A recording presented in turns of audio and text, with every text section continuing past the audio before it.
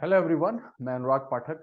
आज के सेशन में मैं इकोनॉमिक्स के कुछ ऐसे छोटे कॉन्सेप्ट्स को डिस्कस करने जा रहा हूं जिसका कि बहुत डायरेक्ट रिलेशन है यूपीएससी प्रीलिम्स में। इसीलिए मैंने आज ये जो टॉपिक लाया है वो है क्रेडिट क्रिएशन। इससे रिलेटेड मैंने क्वेश्चन देखा है कि हर साल एक दो क्वेश्चन आपको गारंटी है कि इससे आप देख सकते हैं, आपको मिलेगा इस तरह के क्वेश्चन। ये एक तरह का क्वेश्चन मैंने उठाया है जो 2019 या 18 में ये क्वेश्चन पूछा गया था। द क्वेश्चन सेज कि which of the following statement is the best described as a credit creation?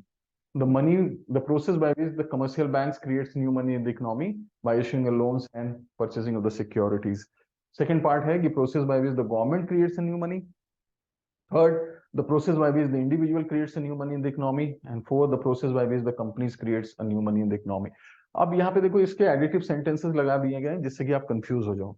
तो ये तो बहुत ही सिंपल क्वेश्चन है। इससे रिलेटेड हम कॉन्सेप्ट को पहले डिस्कस करेंगे, उससे रिलेटेड जितने भी कॉम्प्लेक्स पॉसिबल क्वेश्चन हो सकते हैं उसको भी सेटल करने की कोशिश करेंगे।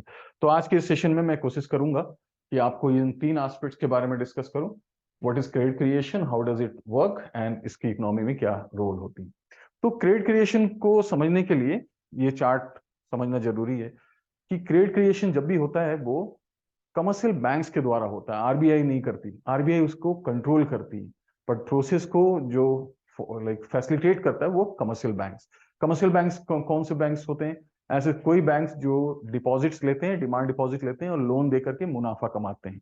उनका मेन पर्पस प्रॉफिट अर्न करना होता है।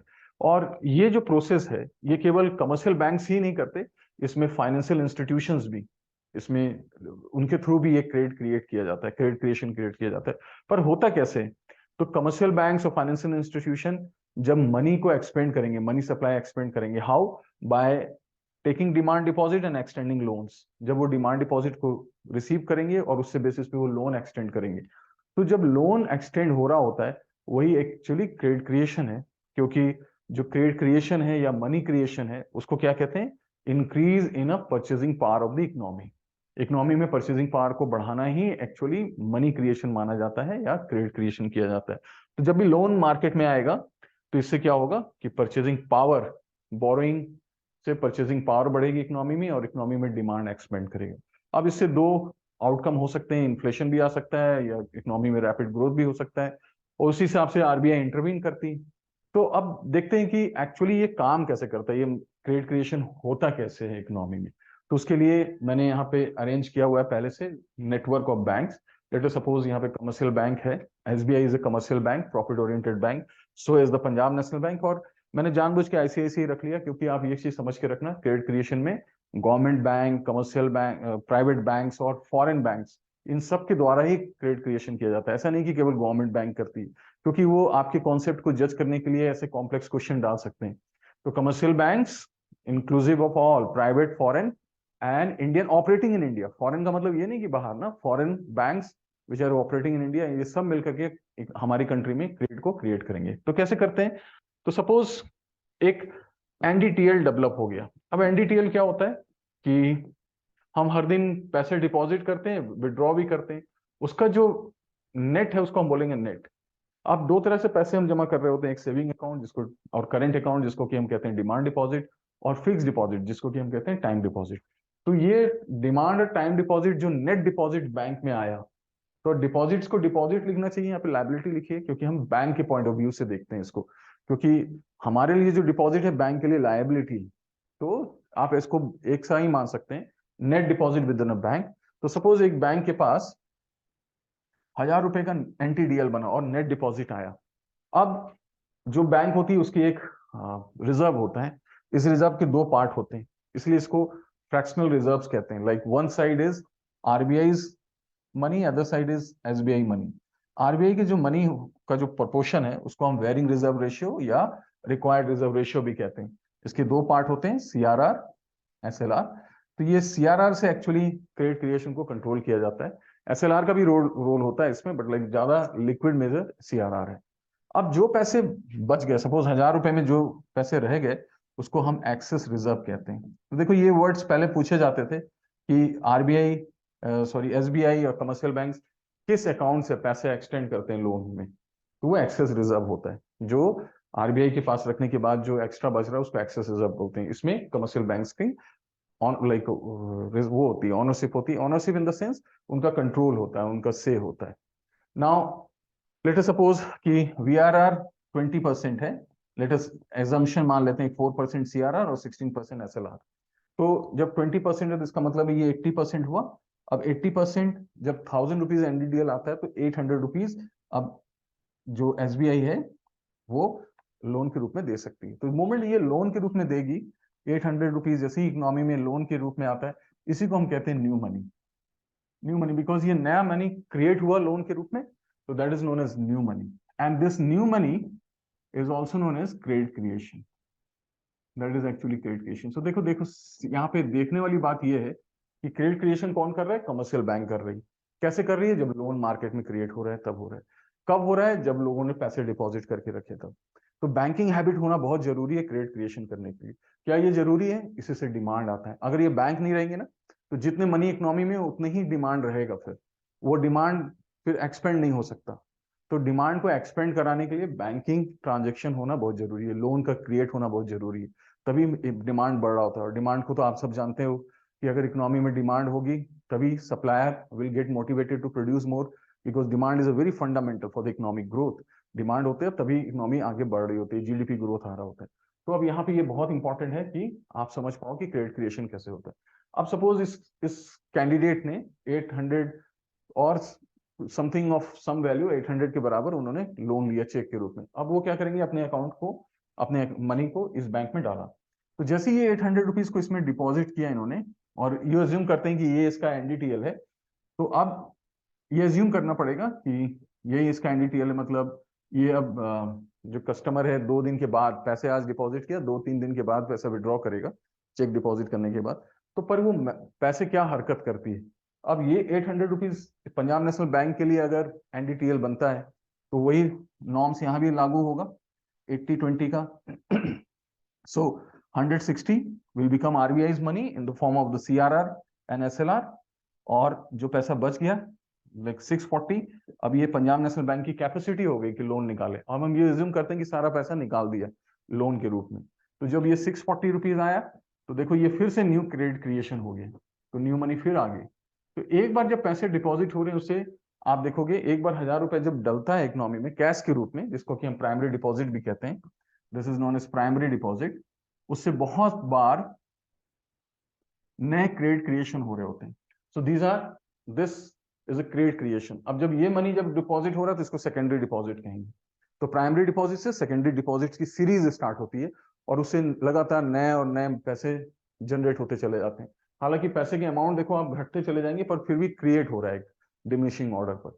अब देखो ये 640 आया, let us suppose candidate B जो था उसने अपने बैंक में ICICI में 640 को जमा कर दिया। फिर से वही नॉर्म्स 20-40 20-80 का रेशियो चलेगा। अब 640 में 128 will come this side, 512 will be here, 512 आ गया मार्केट में, तो that is again a credit creation. So credit creation क्या होता है? लगातार उसके 2-3-4 हर स्पॉट्स में क्रेडिट की क्रिएशन हो रही होती है एक इकोनॉमी में। इसका होना बहुत जरूरी है, तभी इकोनॉमी में एक तरह से एक्सपेंशन स्टार्ट होगा। पर कभी कभी ये रिस्क भी लेकर के आता है। तो ये तो बात रही कि क्रेडिट क्रिएशन होता कैसे। तो हमने क्या देखा? डिमांड डिपॉजिट होनी चाहिए, बैंकिंग हैबिट होनी चाहिए, कमर्शियल बैंक्स के सीरीज, जितने सीरीज में होंगे कमर्शियल बैंक उतनी बड़ी चेन से ज्यादा क्रेडिट क्रिएशन होगा। बैंक के ऊपर अगर लोगों का फेथ होगा तो क्रेडिट क्रिएशन ज्यादा होगा। तो क्रेडिट क्रिएशन बैंक ट्रांजेक्शन से ही मल्टीप्लाई हो रहा होता है। अब इसको थोड़े से देखते हैं कि इकोनॉमी में कैसे इफेक्ट कर रहा होता है। तो हमने देखा वेरिंग रिजर्व रेशियो, इसको रिक्वायर्ड रेशियो भी कहते हैं। तो वेरिंग रिजर्व रेशियो किससे गाइडेड होता है? इसमें CRR और SLR से गाइड हो रहा था। बेसिकली ये CRR से होता है।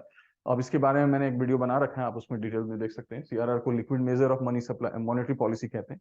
अब CRR को वेरी करने से वेरिंग रिजर्व रेशियो बदल सकता है, जो RBI का पैसा होता है। यहीं तक RBI का कंट्रोल है, इसके ऊपर RBI ज्यादा कंट्रोल नहीं कर सकती, बट लाइक इतना ही काफी RBI को manipulate, not manipulate like, but regulate करना, मॉनिटर करने के लिए। Now RBI varying reserve ratio से बैंक के एक्सेस रिजर्व को कंट्रोल करती है। अगर एक्सपेंड करेगी तो बैंक ज्यादा लोन देंगे, अगर उसको कंप्रेस करेगी, कॉन्ट्रैक्ट करेगी तो बैंक कम देंगे। तो let us suppose excess reserve जितना एक्सपेंड होगा उतनी इकोनॉमी में लोन आएगा, और जितना लोन मार्केट में आया उतना ही क्रेडिट क्रिएशन होगा। अब जैसे ही क्रेडिट क्रिएशन हो गया, इकोनॉमी में मनी आ गई, तो RBI विल प्रिंट मनी। क्योंकि फैसिलिटेट करना है ना, मनी क्या होता है, परचेजिंग पावर होता है, परचेजिंग पावर को फैसिलिटेट करने के लिए आरबीआई को पैसे प्रिंट करने होते हैं, वही मनी सप्लाई के रूप में देखते हैं। What is money supply? It is money in circulation, economy में जो सर्कुलेट कर रहा होता है। और मनी क्या होता है? It is a purchasing power, जिसको कि cash in hand, demand deposit and then loan created, loan से भी मनी क्रिएट हो रही होती है। सो उतना पैसे प्रिंट होंगे, उतना money supply, circulation money economy में आएगा। अब इसके दो आउटकम हो सकते हैं। तो इसने क्या किया, मनी सप्लाई ने परचेजिंग पावर को बढ़ा दिया। अब परचेजिंग पावर बढ़ रहा है और उसके साथ डिमांड भी बढ़ेगा, फिर with aggregate demand will also going to increase. अब ये एग्रीगेट डिमांड दो तरह के आउटकम को लेकर आ सकता है, या तो वो इन्फ्लेशन लेके आए अगर सप्लाई उस तरह से ना बढ़ पाई है, और अगर डिमांड आया और सप्लाई ने उसको मेकअप कर लिया तो इकोनॉमी में एक्सपेंशन हो सकता है। तो इसीलिए आरबीआई बहुत ही क्लोजली इसको मॉनिटर करती है और अकॉर्डिंगली अपने स्टेप्स को ले रही होती है। तो there are two possible outcome we have, तो either it will going to create inflation, और हो सकता है इकोनॉमी में ग्रोथ रेट को भी क्रिएट करें। अब इसको थोड़ा सा और बेहतर तरीके से समझने के लिए हम कुछ क्वेश्चन आंसर के थ्रू इसको और एक बार कॉम्प्रिहेंड करने की कोशिश करेंगे। तो देखो ये पहला ही क्वेश्चन है, जो ये क्वेश्चन कहता है कि वो like which of the following statement is the best described as credit creation. तो yes, option A is true, because ये कमर्शियल बैंक से होता है। कंफ्यूज मत होना, आरबीआई नहीं करती है इसको, आरबीआई कंट्रोल करती है, आरबीआई कमर्शियल बैंक्स के थ्रू ही क्रेडिट क्रिएशन को क्रिएट करती है। सेकंड पोर्शन है, it is a process by which government creates new money. नहीं, गवर्नमेंट भी क्रिएट करती है, वो डेफिसिट फाइनेंसिंग से, फिस्कल डेफिसिट को बढ़ने से उनसे मनी क्रिएट हो रहा होता है उसमें, वो एक तरह से ज्यादा एक्सपेंडिचर करती है और फिर आरबीआई को कहती है प्रिंट करने, तो वो भी एक तरह का क्रेडिट क्रिएशन है, बैंक से भी होता है और कमर्शियल बैंक गवर्नमेंट भी कर रही होती है। Third, process by which individual creates new money in the economy by investing stocks and the bonds. ये क्रेडिट क्रिएशन में नहीं आता, क्योंकि ये एक तरह का अपना जो मनी उसका फॉर्म चेंज होना है। जैसे आपका कैश हाथ में, तो आपने कहीं इन्वेस्ट कर दिया तो मनी एक फॉर्म चेंज कर जाती है, एसेट चेंज हो रहा होता है, तो ये नहीं है क्रिएशन इसमें। Then process by which the companies create a new money in the economy by selling goods and services. नहीं, ये भी नहीं है, क्योंकि परचेजिंग पावर नहीं बढ़ रहा होता है इससे सेल हो रहा होता है। Now we have other related question, उससे आप अपनी अंडरस्टैंडिंग इंप्रूव कर सकते हैं। तो देखो, which of the following is or are true about, इसमें यहाँ पे लिखना which of the following is or are true about credit creation. So credit creation is a process by which the banks create, commercial banks create new money in the economy. Yes, true. ये true है. Then fractional reserve system allows banks to lend out more money than they have in the reserves. Yes, इस process से ही, क्योंकि जो भी reserve होता है उसका एक पार्ट आरबीआई के पास होता है, दूसरा पार्ट बैंक का खुद ही होता है, उसी के बेसिस पे ये अपने एक्सटेंड कर रही होती। Then finance ministry regulates the credit creation to manage the money supply and maintain stability. तो ये गलत है, इसमें फाइनेंस मिनिस्ट्री डायरेक्टली इन्वॉल्व नहीं होती, इसमें आरबीआई, सेंट्रल बैंक्स है ना, RBI regulates actually. Third, credit creation always fuel economic growth and development. ये भी गलत है, क्योंकि there is no guarantee that it will always fuel, right, it will not going to always, there is an different outcome, there would be possibility inflation भी आ सकता है इस इकोनॉमी में। इसलिए यूपीएससी में थोड़ा सा आप इस तरह के वर्ड को लेकर के बहुत केयरफुल रहना। Then the process of credit creation can impact the different sectors of the economy, such as housing, small businesses, and etc. Yes, इसी से क्या होगा, किसी भी इकोनॉमी में क्रेडिट क्रिएशन से लोन आते हैं, लोन के इंटरेस्ट रेट से ही उस इकोनॉमी में डिमांड को एक्सपेंड या कॉन्ट्रैक्ट किया जा सकता है। इस चीज को और समझने के लिए और इस क्वेश्चन को देखते हैं। Which of the following is again true about, true देखना आपको कि which of the following is or are true about the credit creation. So process of credit creation is closely linked with the concept of the money supply. Yes, directly related with, जितना credit creation होगा उतना ही money supply economy में बढ़ेगी। Then central banks open the market operation, uses, central bank means all commercial like RBI like banks in a different country. Central banks use open market operation, reserve requirement and interest rate policies to manage the credit creation. Yes. So इसी से ही central bank अपने instrument से access reserve को manage करती है commercial bank से, और उसी से क्रेडिट क्रिएशन को कंट्रोल किया जाता है। Credit creation process can have the direct impact on the inflation. Yes, इसका डायरेक्ट लिंक है इन्फ्लेशन से, क्योंकि अभी हमने देखा कि क्रेडिट क्रिएशन हुआ और डिमांड अगर बढ़ गया और उसके रेस्पेक्ट में सप्लाई नहीं बढ़ा, तो ऐसे चांसेस है कि इकोनॉमी में इन्फ्लेशन आ जाए। Okay, now will going to see the third, credit creation process can't be influenced by the global economic conditions, geopolitical events and changes in the trade. नहीं, इससे भी influence हो रहा होता है. ये sentence गलत है, क्योंकि like if we have more suppose export हुआ, more like there are many exchange related geopolitics will going to change the sentiments. Customers के जो बोरोअर्स हैं उसके सेंटिमेंट्स को चेंज करती है और उसी से डिमांड सप्लाई मनी का चेंज हो रहा होता है, इसलिए वो उसको भी इफेक्ट करती है, इससे डायरेक्टली इफेक्ट हो रहा होता है. तो ये हमारा सेशन रहा, और ऐसे छोटे छोटे वीडियोस और क्वेश्चन आंसर के बेसिस में हम और भी कॉन्सेप्ट्स को देखेंगे. Thank you very much.